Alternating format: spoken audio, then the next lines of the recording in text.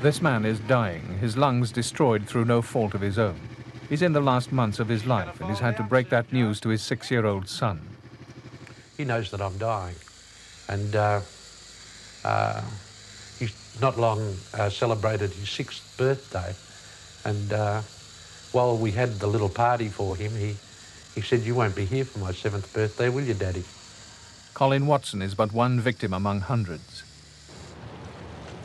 On a summer night in Sydney, Australia, 11 years ago, one of the wealthiest companies in the Southern Hemisphere confronted the cause, the biggest industrial and environmental disaster the subcontinent has ever seen. Its response brought a decade of anguish to hundreds of people. The company's attempts to sidestep responsibility shocked even some of its own executives. What a bloody-minded comment to say that we do not have to worry because even if the workers die like flies, they will never be able to pin anything on CSR. The people and the company had been drawn together here in remote northwest Australia by following their dreams, making a new life in the outback and winning from the ground a valuable mineral. But the men, women and children who went there and worked to make it all possible have been left to pay the price. Only for them has the dream been betrayed. Today, the area and the town the venture spawned has been virtually abandoned. Tonight, drawing on the company's documents and the evidence of some of those involved, we reveal how a company and a country cynically tried to abandon the people too.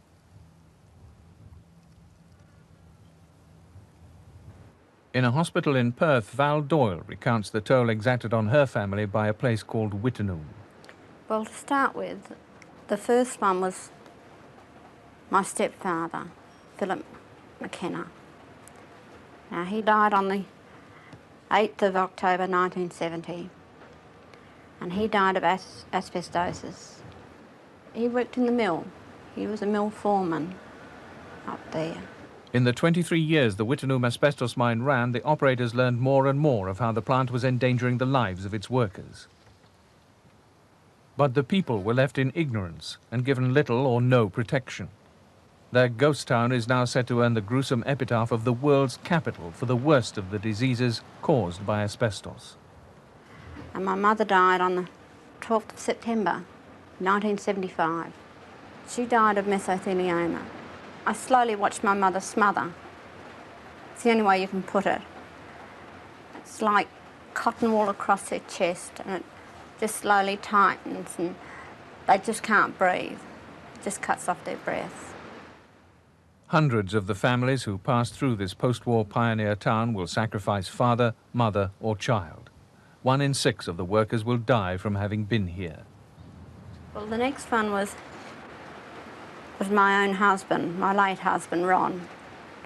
He died of asbestosis, and he suffered for quite a long time with it. He had superb treatment, but they couldn't save him. More than 200 have died already. The death toll will climb beyond the end of the century and is expected to reach nearly 1,000. 6 weeks after Ron died, I lost a brother-in-law.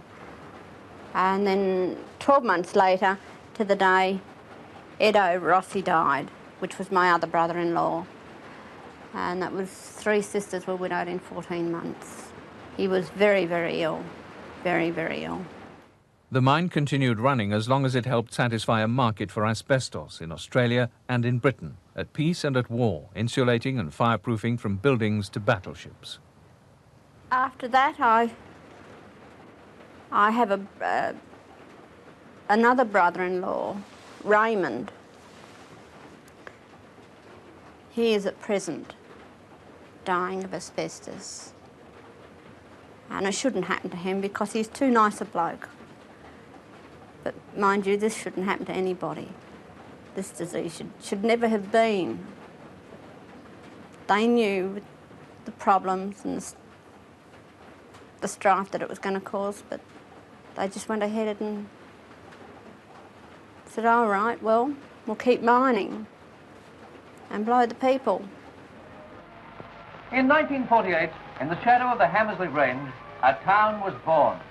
A town which in 4 years has grown to be the largest inland town in the north of Western Australia, Wittenoom. In the remote and inhospitable north of Western Australia, 1,000 miles by road from Perth, the discovery of blue asbestos prompted one of Australia's oldest companies, Colonial Sugar Refineries, CSR, to develop a town and a mine in the middle of nowhere. Wittenoom provides a fine example of rapid development by progressive private enterprise. The venture attracted some surprising pioneers. I thought it would be nice to get up there and do some painting, and the only way that I could afford to get up there was to get into the asbestos mine as a worker and hope to paint in my spare time.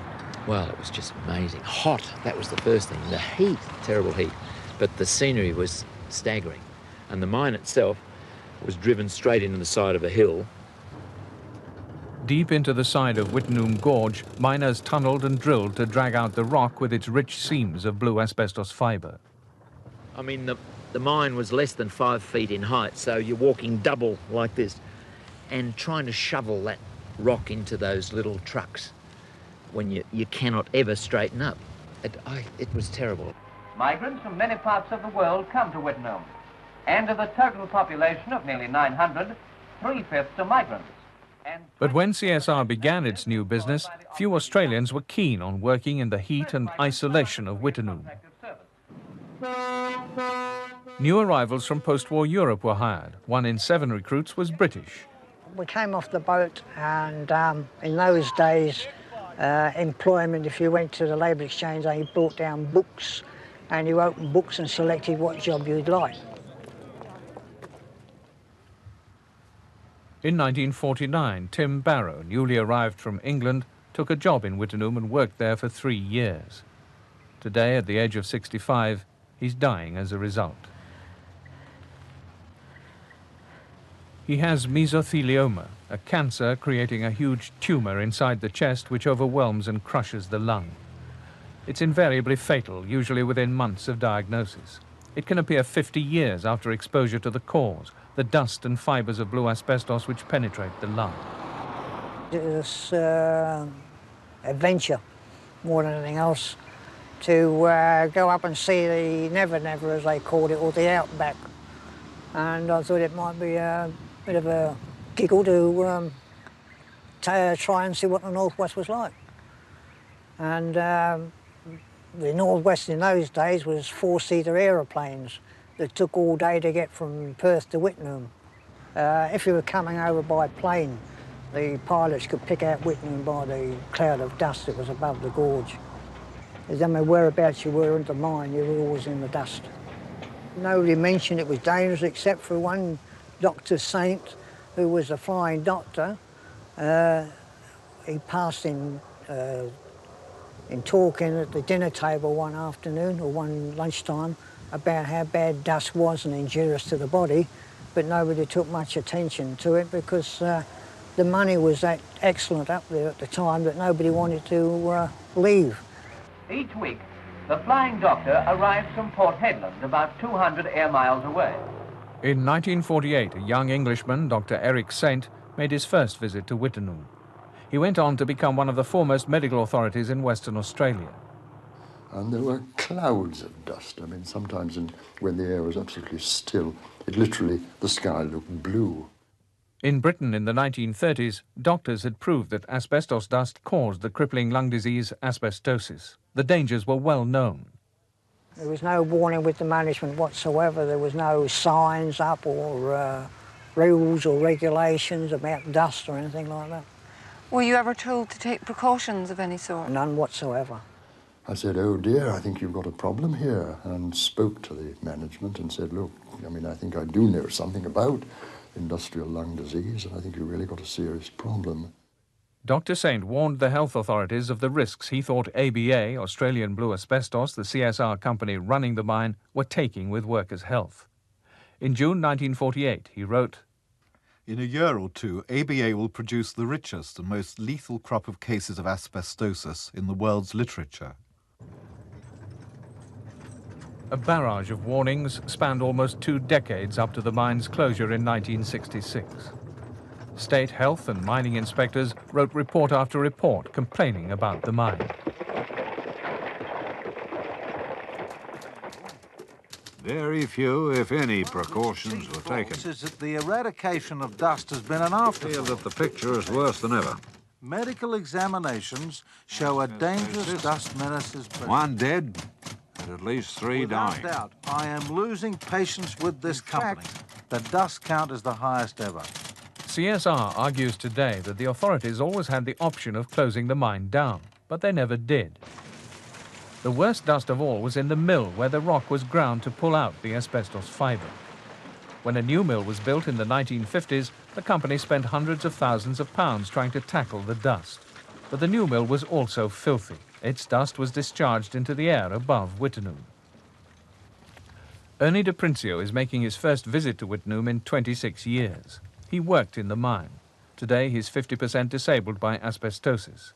For him, this view over the gorge is unique. I never see the gorge so clean like I saw today. In my time, this gorge was one big ball of dust. That's the way I remember. Ernie took us on a tour of the abandoned mill. For his return to Wittenoom, for the first time, he wore a protective mask.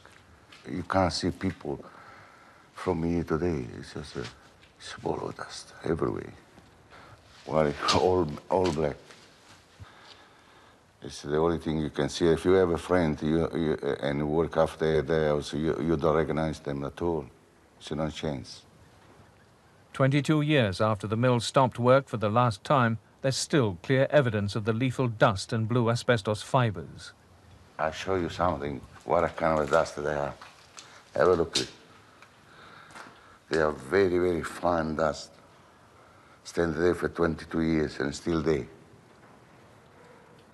And that's the kind of material that was floating around here? Yeah. That's it. You imagine, yeah. That's what you look like after you work here.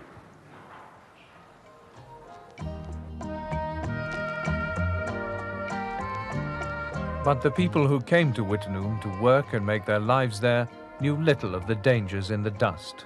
For many, they were happy days. It was a small country town, and you made your own fun, and everybody knew everybody else. And if one had a party, everybody turned up. It was just one of those towns. It was just a mining town, but we had a lot of fun. We had our balls and our race balls, and different things like that, but we had a good time. It was a good time.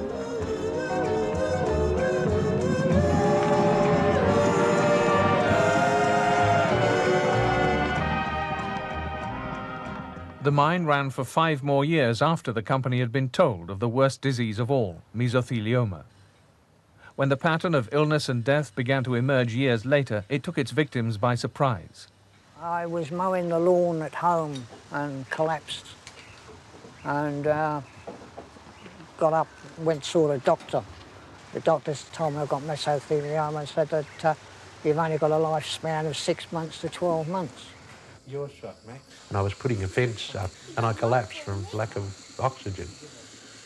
I was taken to hospital and after I was x-rayed, they asked me had I ever been in touch with asbestos because the x-rays showed that I had asbestosis.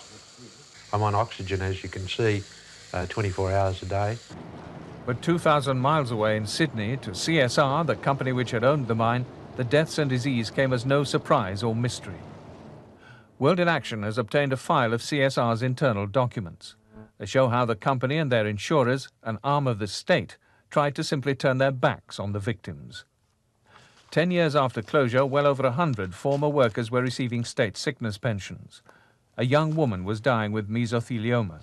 The company sought advice from its lawyers. As the legal position has now been clarified, it is suggested that we should do nothing until some form of claim is made on the company. I've got a very reduced life expectancy, possibly I might only live more than 2 years. A year later, in 1977, Cornelius Maas became the first to try. The former Wittenoom worker was dying with mesothelioma. His claim, alleging the company had been negligent, alarmed CSR. They'd received frightening advice from their insurers. They believe that there is little possibility of defending on the merits of the case. That is, it would be too difficult to disprove Mr. Marr's allegation of negligent exposure to asbestos dust. But the state, which insured the mine, were all for fighting anyway. They warned CSR that the alternative would be a huge bill. The State Insurance Office are thinking about a pessimistic estimate of $33 million if all potential asbestosis sufferers claimed at common law. Mesothelioma victims don't have time on their side. 10 days after issuing his writ, Mr. Marrs died. He received no damages, nor did his wife or 3 children. Today, Mr. Bill Bennett is the CSR director who holds responsibility for Wittenoom. We were operating at all times in very close consultation with our insurers, the Western Australian State Government Insurance Commission, and with the various government departments over there, and we were trying to seek a way in which those people that were genuinely affected could be compensated. But CSR's policy was spelled out by lawyers in 1978 when the instincts of some executives were to start making settlement offers. The advice they followed was uncompromising. In the interests of the group as a whole, these instincts must be curbed until the situation becomes clearer, even if in the meantime thereby some ex-employees and/or their dependents suffer some detriment. And I don't think CSR should be allowed to get away with what they are getting away with. The following year, Joan Jewston was one of the people to suffer detriment. The former typist at Wittenoom sued and lost. She died of mesothelioma as she fought an appeal. See the doctor in this morning, I asked him, he said, there is no cure, it could be gone 3 months, 6 months. In 1986, former miner Rino Pedrotti died on the morning his action was due to start with a bedside hearing. In all, more than 200 people are estimated to have died so far of asbestos-related disease from Wittenoom, uncompensated by you. How do you feel about that? I feel great compassion for those people. How much money do you think you've saved? Hmm? How much money I don't think it's a question of saving money. I think it's a question of establishing proper processes. First of all, in terms the question of negligence, and the second question is establishing a proper process for those that had a genuine disease related to employment by us. Peter Hayes died establishing the process with a genuine disease. The disease isn't that terrible. I'm not getting pain as such. A lot of discomfort. Mesothelioma killed him earlier this year when his claim against CSR was still before the court. You take away hope, and you take a lot away. Claiming with him was Tim Barrow. A dying man won the first victory against CSR in the state, £110,000 damages. The company has told him he can keep the money, but nevertheless has appealed against the decision. But the state is also now fighting victims. Colin Watson spends his entire life hitched up to an oxygen bottle. His lungs have been hopelessly damaged by asbestosis, and he has only months to live. I think the worst thing about it is a feeling of emasculation, not being able to play with my son. He's constantly at me. He wants to play cricket and he wants to play football. I'd dearly love to teach him, as all fathers love to teach their son, and I'm not able to. My wife and I took him to his school picnic, and I was taken there in a wheelchair where all the other children's fathers were running around and playing with them. I sat under a tree in my wheelchair all day. So I know that he's very aware of that sort of thing, and he shouldn't be. He shouldn't have to be. Colin Watson worked for the state, loading the Wittenoom asbestos onto boats. The state had known of the dangers of asbestos since the 1930s, but conditions at the port were filthy too. Colin Watson sued the state and was awarded £200,000 damages, but they have now lodged an appeal. The way things are going, I may die before it's over. To be quite frank, I'm disgusted with them. The government has let me down very badly, I feel. The state of Western Australia, which encouraged the mine, policed it and insured the operators, is now trying to abandon the victims of Wittenoom. After 11 years of supporting CSR in its court battles, it said it won't help pay any of the damages. Last month, the State Insurance Commission declared the mine insurance policy inoperative, saying that the operators hadn't fully disclosed the dangers of Wittenum to the insurers. Financially, CSR is very strong. It has $250 million of cash on hand. CSR's response to the sick and dying has been to set aside just over £100,000 a year to a charity to help victims. Since losing in court, they've now agreed settlements in 5 other cases. People who worked there before 1959 have been told the company will compensate them too. The remainder, about 150 of the 250 who have claimed so far, are in limbo as CSR and the State Insurance Commission quarrel over responsibility. But 6,000 people worked at Wittenum over the years. Nearly 1,000 will die as a result. I think it hangs over any family who has been in Wittenum. I think it hangs like a death cloud over them. If they're honest, they would say it does. 4 days after this interview was filmed, Val Doyle was told she had mesothelioma and only a short time to live. Waste from the mine, including the deadly fibres, was used to build the town itself, so the suffering of Wittenum will go on into the next century. The next generation of victims will come from the children who played in the dirt outside their homes. For mesothelioma lies dormant for decades. Quite often there were piles of tailings around, and we used them as our sand to play in. Barbara Tyler is dying with mesothelioma because she spent 6 years of her childhood at Wittenum. She's 35 years old and the mother of 2 young sons. My kids and my husband do most things that I normally did. How much do your children realise?